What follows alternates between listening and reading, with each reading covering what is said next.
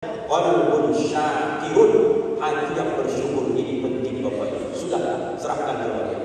Terima kasih ya Allah, bagaimanapun Kau berikan aku hari ini, baik bagaimana rezeki tentang pasangan hidup, anak-anakku, rezekiku, pekerjaanku, apapun ini ya Allah, aku tetap persembahkan. Terima kasih atas semua pemberianmu ini ya Allah. Maka ada dua ucapan Tuhan.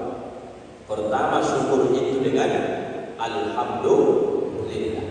Sering di muqaddimah itu juga disebut dengan alhamdulillah allazi bi ni'matihi tatimmus shalihat.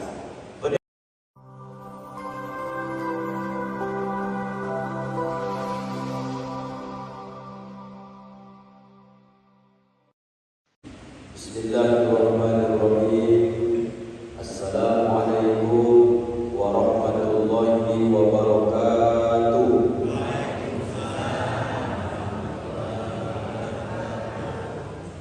Alhamdulillahilladzi ahyana ba'dama amatana wa ilaihi nusyur. Asyhadu an la ilaha illallahul malikul haqqul mubin wa asyhadu anna Muhammadar Rasulullah shadiqul wa'dil amin. Allahumma shalli wa sallim wa barik ala sayyidina Muhammadin wa ala alihi wa sahbihi wa sallim ajma'in. Subhanaka la ilma lana illa ma 'allamtana innaka antal alimul hakim. Wa qala rabbi shrah li sadri wa yassir li amri wahlul 'uqdatam min lisani yafqahu qawli. Shadaqallahul azim. Bapak Ibu, semua keluargaku, di awal majelis yang mulia ini, di tempat yang mulia ini, mari sama-sama kita aminkan doa-doa kita di awal majelis ini. Allahumma faqihna fid-din, amin, wa 'allimna at-ta'wil, amin, wa qina ila siratikal mustaqim, amin, walhamdulillahi rabbil alamin. Ketua Masjid Al-Ghufran yang sama kita hormati dan kita muliakan, hadir juga bersama kita pada subuh ini Ketua 1 IKB Rokan Hulu Abang Anda Ustaz Ahmad Isman, dan juga hadir bersama kita Ketua Unit Pengumpulan Zakat Kecamatan Ujung Batu Bapak Haji Dr. Nofrizal, dan juga sahabat dakwah kita Bang Putra beserta sahabat kita, guru kita Ustaz Agusman, dan juga bapak-bapak haji kita, dan juga ibu-ibu hajiah kita, para asatidz, ustazat, bapak-bapak, ibu-ibu, hadirin wal hadirat. Tak bisa kami sebutkan satu persatu. Doa senantiasa kami panjatkan kepada Allah. Semoga pertemuan kita di dunia ini dalam rangka fastabiqul khairat, senantiasa berlomba-lomba terus melakukan kebaikan, insyaallah dilanjutkan reuni ini besok di dalam surga bersama Nabi Muhammad sallallahu alaihi wasallam. Pada subuh ini juga Bapak Ibu, kita ambil tiket terbaik kita. Mudah-mudahan pengakuan kita sebagai umat Rasulullah, mudah-mudahan dapat pengakuan juga dari Nabi Muhammad sallallahu alaihi wasallam.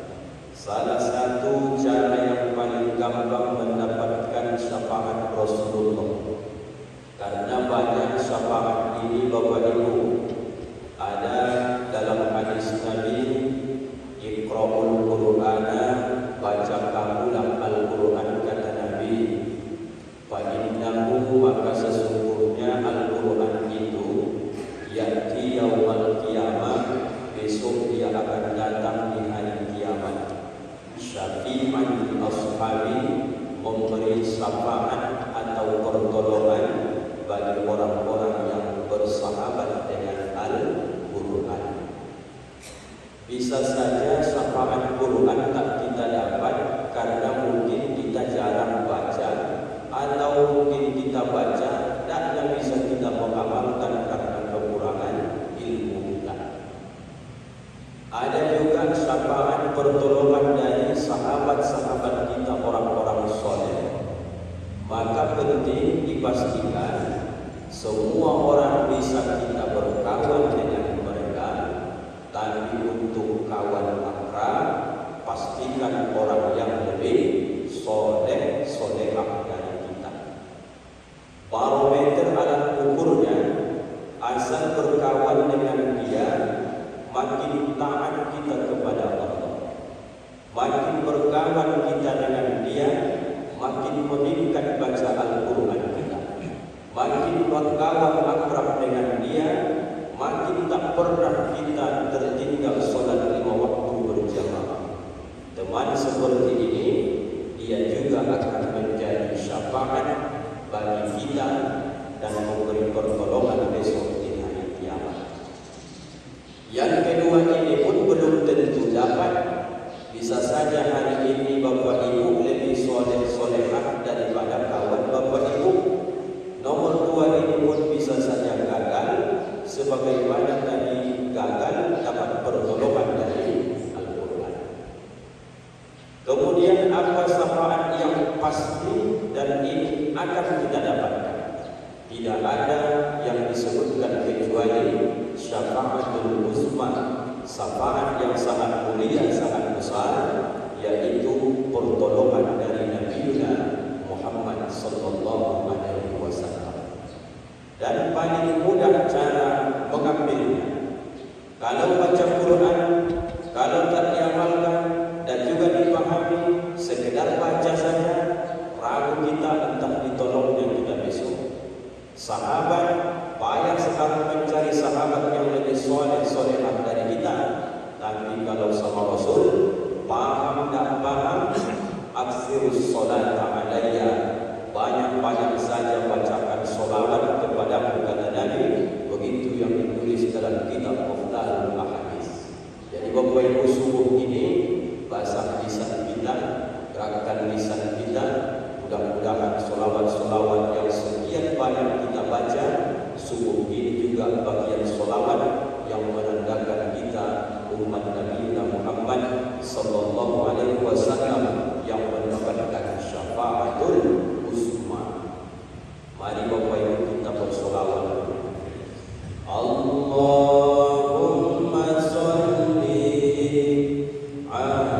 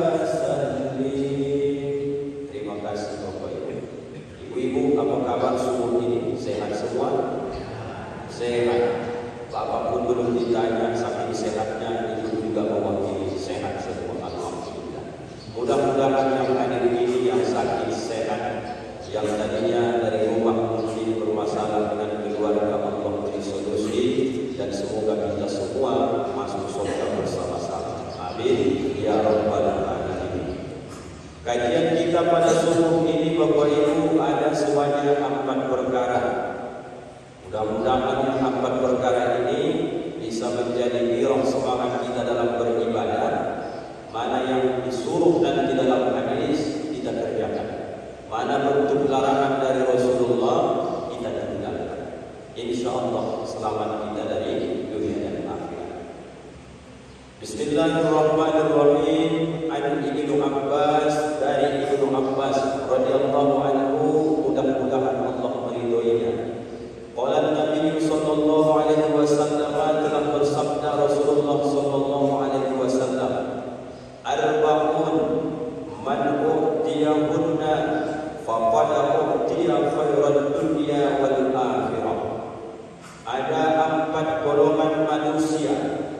yang apabila Allah berikan keempat golongan ini, amalan-amalan yang empat ini, sifat-sifat yang empat ini, pada dia, maka sungguh mereka itu telah aku berikan, kata Allah, khairan dunia wal akhirah, kebaikan dunia dan akhirat. Jadi kalau dibuat judul kajian subuh ini Bapak Ibu, empat ciri-ciri manusia yang mendapatkan kebaikan dunia dan akhirat. Asal ada satu pun, insya Allah kita sudah mendapatkan kebaikan dunianya. Apa kebaikan dunia itu Pak Ustaz? Tapi seringkali diumpamakan bahwa dunia ini tak ada arti, tidak bernilai, hanya sebelah sayap seekor lalat. Ada yang menyebut seekor sayap nyamuk. Bagaimana maksud dari khairan dunia, kebaikan dunia? Bapak Ibu, dalam kitab I'anatul Talibin itu ada itu disebutkan tentang hadis Nabi, ad-dunya, dunia ini, sijinun lil muslim, adalah penjara bagi orang beriman, wal jannatu lil kafir, dan dunia ini surga bagi orang yang engkar ataupun kafir. Kalau dibaca itu Bapak Ibu, syarah dari anak itu, hadis Nabi itu di situ. Kenapa disebutkan dunia ini adalah penjara bagi orang Islam, orang beriman, sementara surga bagi orang kafir? Rupanya begini Bapak Ibu, sebanyak apapun Bapak Ibu dapatkan dunia ini, kemudian Bapak istiqomah, Ibu istiqomah tetap dalam keadaan iman Islam, begitu hendak kita meninggal Bapak Ibu, barulah kita tahu setelah Allah bukakan bagaimana kenikmatan surga itu, rupanya tidak ada sedikit pun kenikmatan yang kita peroleh di dunia ini. Barulah kita tahu rupanya dunia ini adalah penjara. Sebanyak apapun kita dapat dunia ini, jabatan strategis, harta banyak, istri soleha, anak-anak soleh-soleha, lengkaplah kalau dari sisi zahirnya, batinnya pun bahagia, istiqomah dia dalam iman Islam, rupanya dia tetap dalam penjara ketika masih di dunia. Meninggal dia, barulah dia nampak karunia Allah tidak sebanding dengan surganya Allah Subhanahu wa ta'ala. Bagaimana maksud dengan al-jannatul lil kafir, dunia ini adalah surga bagi orang-orang kafir? Dia ketika di dunia ini berusaha semaksimal mungkin. Tengoklah Bapak Ibu, mohon maaf, kehidupannya bebas saja dia. Tak ada yang sama dia suruh, tak ada yang sama dia zuhur, tak ada sama dia asar, tak ada sama dia maghrib, tak ada sama dia isya. Jangankan solat duha, jangankan solat tahajud, solat witir, taubat, bebas, rata saja. Ada Bapak Ibu dengar ketika ada orang yang tidak beriman bangun jam 6 kemudian kena marah. Rasulullah subuh tadi tidak pernah itu. Apa sebab? Bagi mereka 24 jam dibebaskan oleh Allah Subhanahu wa ta'ala. Makanlah, minumlah, nikmatilah, makan semua. Pas dia ketika nanti meninggal, barulah dia sadar rupanya kenikmatan dunia ini dipertontonkan langsung azab neraka. Baru dia paham rupanya surga dia hanya di dunia ini saja. Begitu mati, siap-siap mulai masuk kubur, sudah mulai dapat azab dan abadinya dimasuk di dalam neraka Allah Subhanahu wa ta'ala. Jadi kebaikan dunia ini Bapak Ibu, seberapa banyak pun dapat dan bernilai, tapi tetap kita kaji supaya kita dapatkan kebaikan dunia dan akhirat. Yang pertama, orang yang mendapatkan kebaikan dunia dan akhirat ini lisanun zakirun, lisan subuh ini Bapak Ibu saya teringat tentang salah satu sahabat Rasulullah yang pada usia sekitar 60 tahun ke atas. Nama beliau diabadikan dalam hadis Nabi bernama Qabisah al-Bukhari. Apa kata beliau? Ya Rasulullah, saya ini sudah sangat sepuh, sudah sangat tua. Kekhawatiran menghadapi kematian itu sungguh-sungguh sangat mengkhawatirkan saya. Ya Rasul, berikan saya amalan yang amalan itu singkat dan kemudian bisa menenangkan pikiran saya. Jangan sampai nanti di hari tua saya tidak bisa saya maksimal dalam untuk melakukan ketaatan kepada Allah. Apa kata Rasulullah?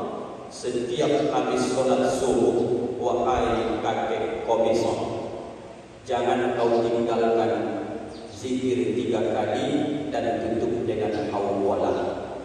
Dan kemudian engkau akan terhindar dari 4 penyakit. Penyakit pertama, engkau akan dihindarkan dari penyakit resah, gelisah. Yang kedua, engkau dihindarkan dari penyakit menular. Yang ketiga, dihindarkan dari penyakit kebutaan. Yang keempat, dihindarkan dari penyakit lumpuh. Kalau 4 ini tak terjadi di hari tua kita besok, insya Allah Bapak Ibu masih kita dapatkan kesenangan di dunia ini. Tapi izin maaf, salah satu diambilnya mulai terasa tak nikmat dunia ini. Apa zikirnya Bapak Ibu? Subhanallah wa bihamdihi subhanallahil azim. Subhanallah wa bihamdihi subhanallahil azim. Subhanallah wa bihamdihi subhanallahil azim. La haula wa la quwwata illa billahil aliyyil azim. Itu pesan Nabi kepada Qabisah al-Bukhari. Setiap habis sholat subuh Bapak Ibu, jangan tinggalkan zikir ini. Semoga Allah pelihara kita sampai akhir hayat kita dari 4 penyakit yang disebutkan Rasul tadi. Udah hafalnya ibu-ibu zikir itu? Tak usah dihafal lah, udah hafal kiannya juga. Bapak-bapak udah hafal belum? Nah, ini mumpung habis subuh kita baca 3 kali bersama-sama. Mana tahu ada yang belum baca tadi ya? 1, 2, 3 ya. Subhanallah wa bihamdihi subhanallahil azim. Subhanallah wa bihamdihi subhanallahil azim. Subhanallah wa bihamdihi subhanallahil azim. La haula wa la quwwata illa billahil aliyyil azim. Bapak Ibu, amalkan itu sampai akhir hayat kita. Mudah sekali, manfaatnya sangat besar. Nah, lisan yang berzikir ini Bapak Ibu, zikir itu kan ada 3. Yang pertama disebut dengan zikirnya lisan, itulah yang disebutkan dalam hadis ini. Yang kedua ada zikir fi'liyah, zikir anggota tubuh kita ini. Yang ketiga ada disebut dengan zikir qalbiyah, itulah zikir hati kita ini.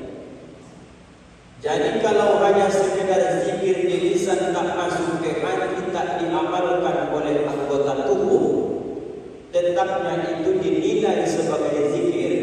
Tapi kalau mau sempurna, bagaimana tadi dipandu oleh imam, afdalul zikri fa'lam annahu la ilaha illallah. Ketika itu lisan berucap la ilaha illallah, hati menangkap khusyuk, dia menyadari bahwa tidak ada Tuhan kecuali Allah. Dan efek dari ucapan la ilaha illallah nanti kesehariannya tidak akan menyebutkan, menyandarkan hidupnya kecuali hanya kepada Allah. Ini baru komplit dia zikir itu. jadilah seringan-ringannya Bapak Ibu begini. Asal nanti kamu memulai pekerjaan, usahakan senantiasa zikir. Apa zikir memulai pekerjaan? Bismillahirrahmanirrahim. Apabila selesai kamu melakukan pekerjaan, biarpun sepele, jangan sampai lupa ucapkan Alhamdulillahirabbil alamin. Kau sedang berjanji, tapi banyak orang membuat kalimat insyaallah ini jika Allah menghendaki Bapak Ibu salah maqam, salah tempat, salah dia dalam menempatkan kalimat insyaallah. Contoh, saya pagi hari ini umpamanya selesai tausiah, ada kawan mengajak saya untuk berangkat umpamanya ke Pekanbaru. Sementara saya pagi ini juga sudah ada jauh-jauh hari agenda ke Dalu-Dalu. Saya sudah tahu saya tidak bisa akan berangkat ke Pekanbaru.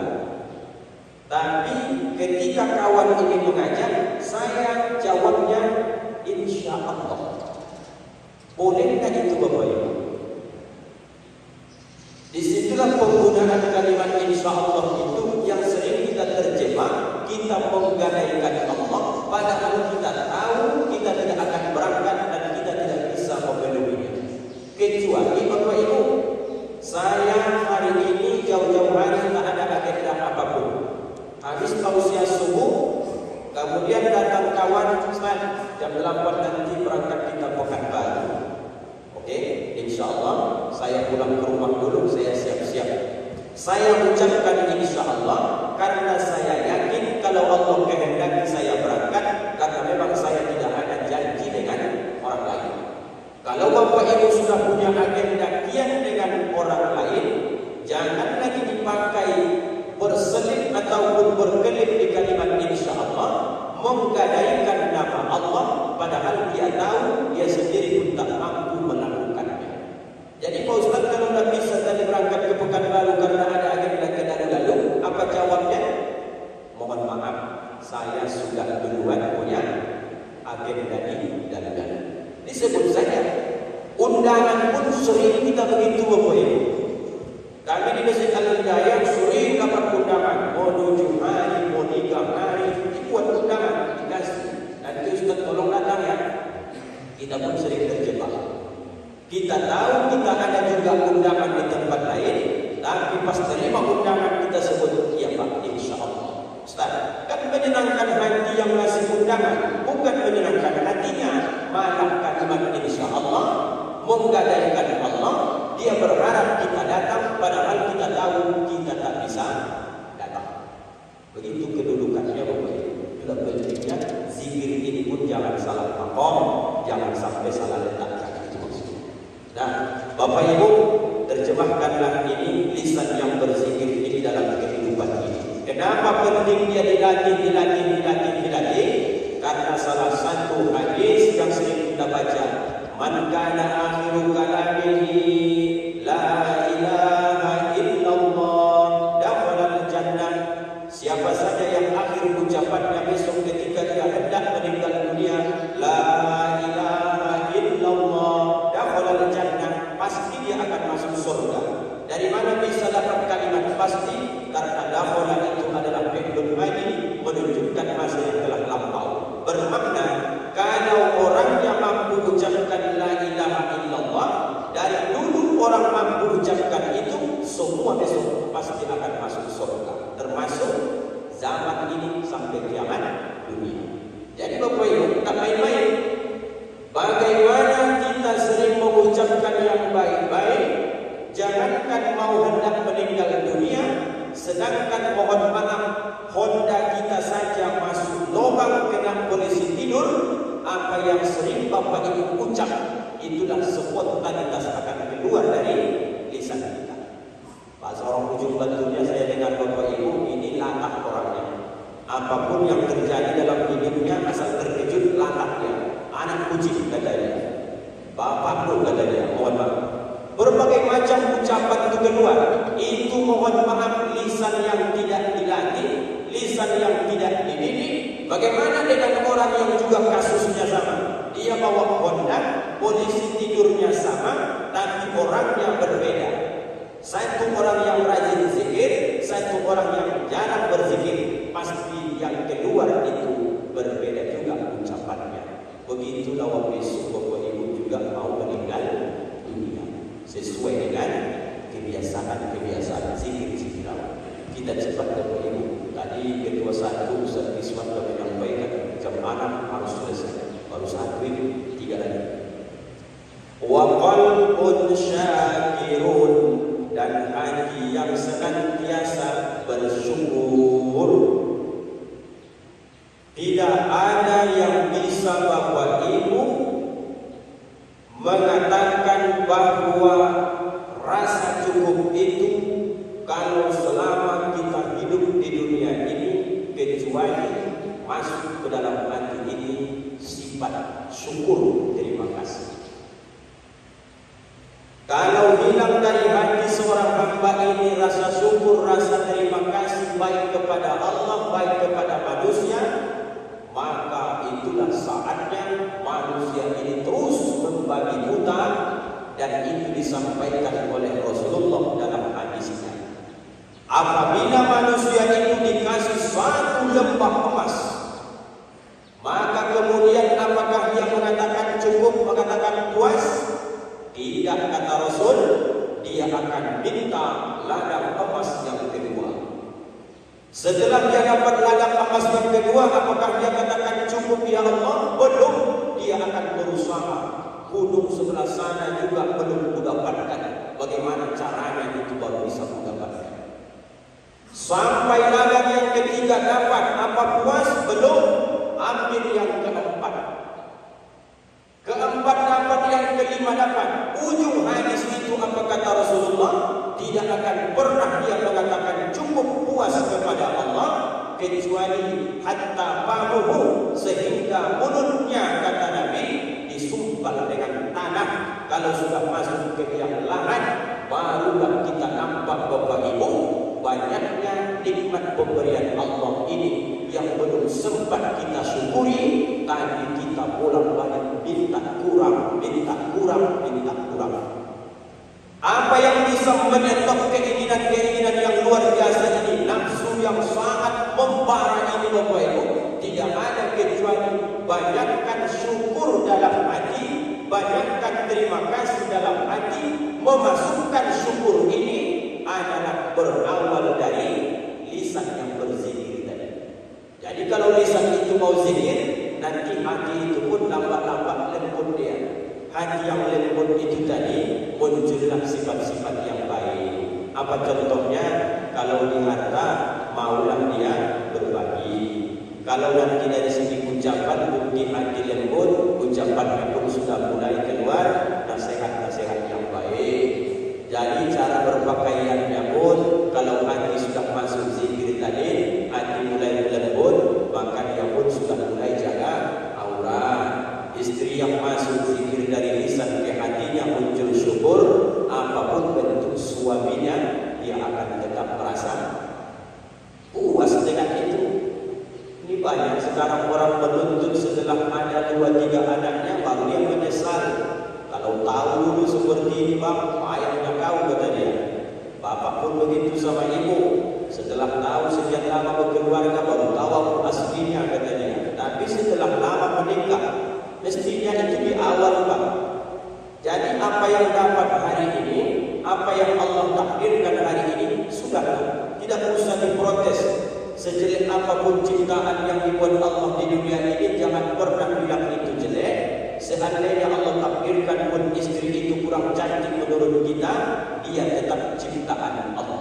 Sekali kau ejek dia adalah ayat-ayat Allah, dia ciptaan Allah. Mengejek istri yang jelek menurut kita, tak ada orang sedang mengejek sang penciptanya. Jadi apa yang dimaksudkan Ustaz? Qalbun syakirun, hati yang bersyukur ini penting Bapak Ibu. Sudah, serahkan kepada dia. Terima kasih ya Allah, bagaimanapun kau berikan aku hari ini, baik mengenai rezeki, tentang pasangan hidup, anak-anakku, rezekiku, pekerjaanku, apapun ini ya Allah.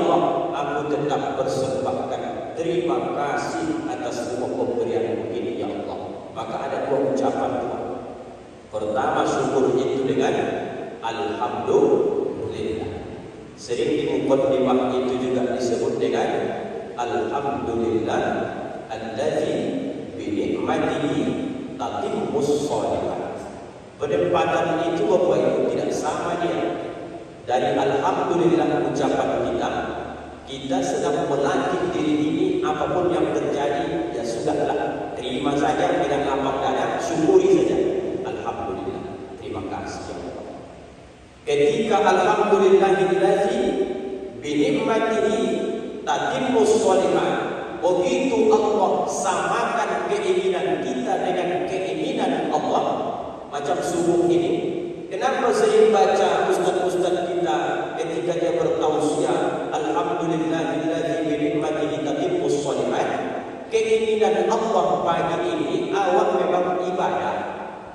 Tadi sudah qabliyah subuh, sudah salat subuh berjamaah, disampaikan lewat hadis nabinya, kemudian awal lakukan, diberinya pula kesehatan. Wajarlah ucapan itu keluar, alhamdulillah allazi bi ni'matihi tatimmus shalihat.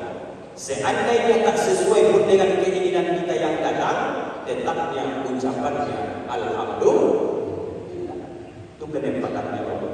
Wa qalbun syakirun, hati yang senantiasa bersyukur. 3. Wa badanun 'alal bala'i sabirun, dan badan tubuh yang senantiasa sabar dalam menghadapi bala ataupun cobaan hidup. Ini pasti terjadi Bapak Ibu. Cobaan hidup ini pasti terjadi, siapapun kita. Dicoba dengan penyakit pasti.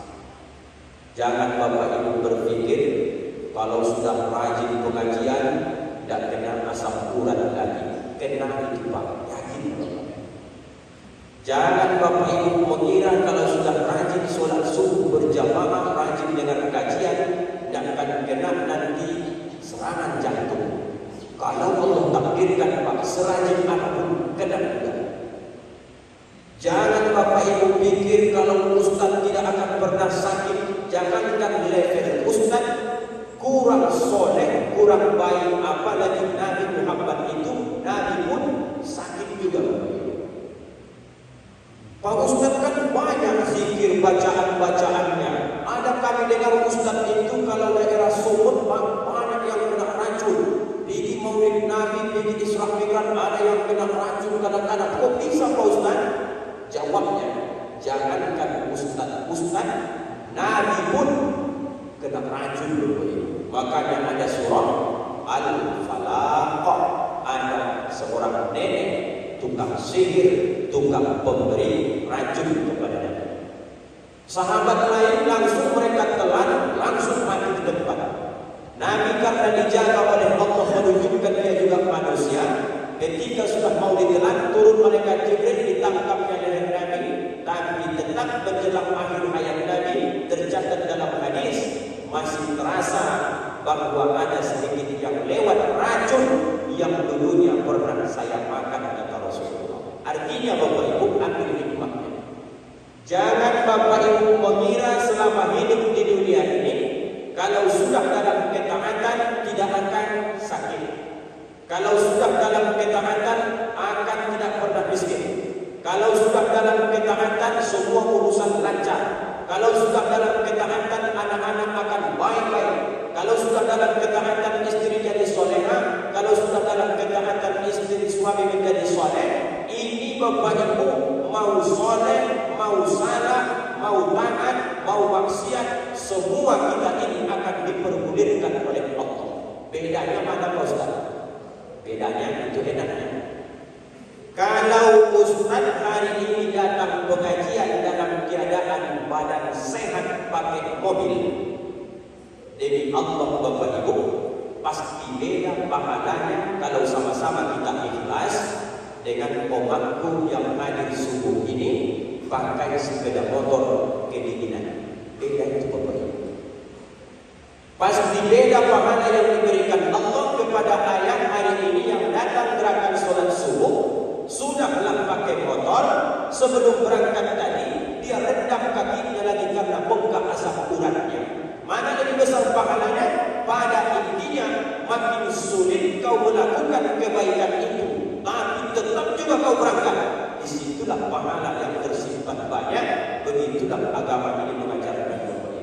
Jadi jangan sedikit-sedikit agak demam langsung protes sama Allah. Tak apa-apa Allah ini. Awak rajinnya ke masjid, demam juga dibuatnya. Awak sudah rajin mengaji, bongkak juga kaki awak dibuatnya. Aku berhenti sajalah kata dia. Berarti gagal engkau sabar dalam menerima ujian dari Allah. Jadi tugas kita Bapak Ibu, laksanakan saja. Ada gerakan sholat subuh, berangkat. Azan terdengar, berangkat. Sampai kapan nih Pak Ustaz? Sampai besok menutup mata, berpulang ke hadapan Allah. Selagi mampu, mainkan saja Bapak Ibu. Jadi ilmunya, makin sulit kita melakukan kebaikan, makin besar pahala yang Allah sediakan.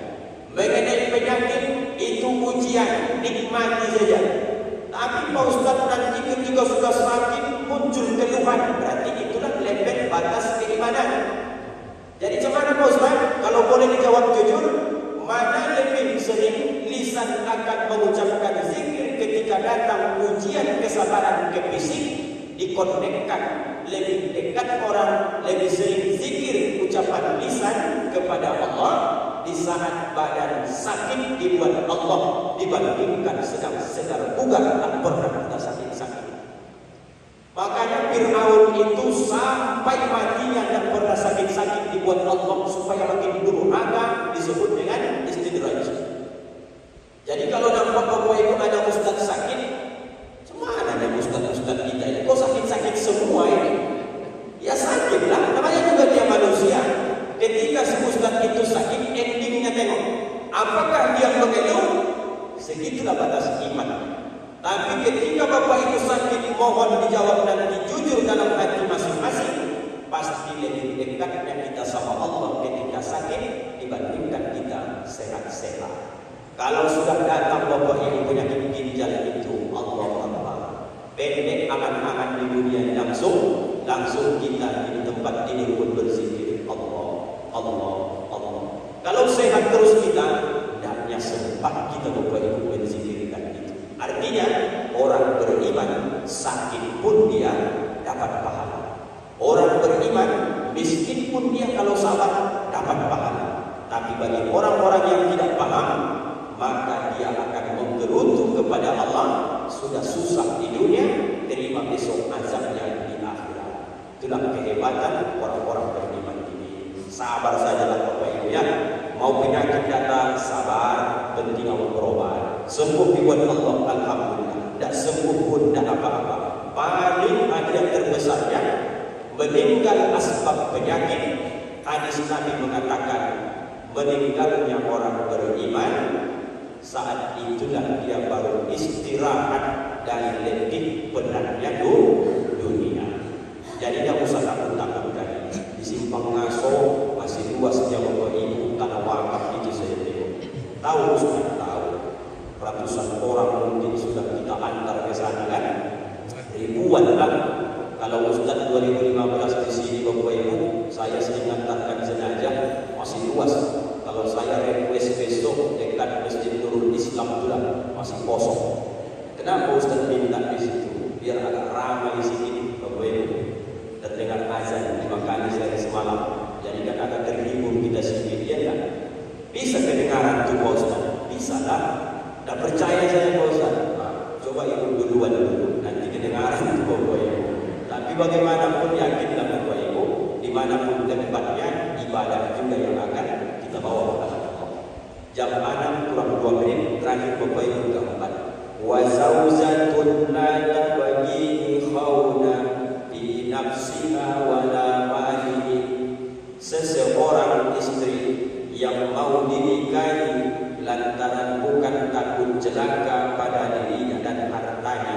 Begini Bapak Ibu, kebahagiaan didapatkan di dunia ketika berjumpa pasangan hidup. Sering kita analogikan begini, suami ini ujian terberat bagi pasangannya, istrinya adalah ketika dia miskin lakinya mau bertahan bini, sakit lakinya mau bertahan bini, Ini salah satu khairat dunia wal akhirah. Ini besok akan selamat dunia akhirat ini, kata Nabi.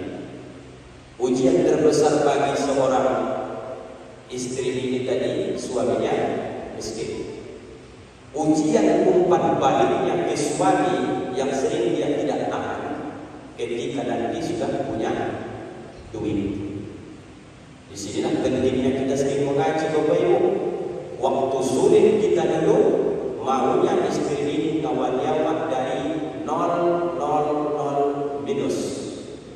Tapi begitu sudah mulai berbuah sawit, rumah kontrakan sudah siap, rumah awak pun sudah ada, anak-anak pun sudah bisa disekolahkan, artinya ekonomi sudah mulai mapan. Mulailah dicolek-coleknya bininya. Kapannya, kata dia? Apa jawab kata bininya? Entah kapan kau kasih sinyal aku bisa nikah satu lagi, kan mampunya aku, kata dia. Kalau ada suami ibu yang ngomong-ngomong seperti itu, ingatkan dia sejarah ini. Kalau mau selamat kau dunia akhirat bang, mau tenang hidup dunia akhirat, ingat perjuangan kita dari 0 minus dulu, susahnya kita. Hanya satu yang membolehkan abang bisa menikah sekali lagi. Apa itu? Mati aku dulu, baru kau menikah. Kalau udah meninggal ibu, udah akan protes ibu lagi. Yakin gak? Ya kan?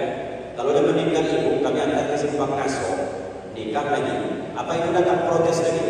Tidak kan? Ibu mengaminkan saja, bertanda ibu ridha kalau ibu sudah meninggal suami nikah lagi. Selagi ibu hidup tidak usah. Kenapa Ustaz sampaikan begitu? Karena ini target pencapaian diberikan Allah, kata Nabi, kebaikan dunia akhirat, mendapatkan pasangan yang tahan banting, tahan uji. Di saat suaminya sulit, mampu dia bertahan. Suaminya sakit, dirawatnya dengan baik. Ketika nanti suami juga kaya, istiqomah, tetap sayang sama bininya, sampai bisa dia mengatakan, tidak ada istriku yang lebih cantik di dunia ini, perempuan selain daripada engkau. Ibu sudah pernah mengucapkan bapak begitu sama ibu? Belum pernah mengucapkan itu. Saya bapak ibu, alhamdulillah. Tidak usah aku ceritakan yang panjang nanti. Dan yang menang kosong itu bapak ibu. Mudah-mudahan yang 4 perkara ini kita dapatkan. Hadis ini diriwayatkan oleh Imam At-Tabarani. Mudah-mudahan bermanfaat. Terima kasih bapak ibu.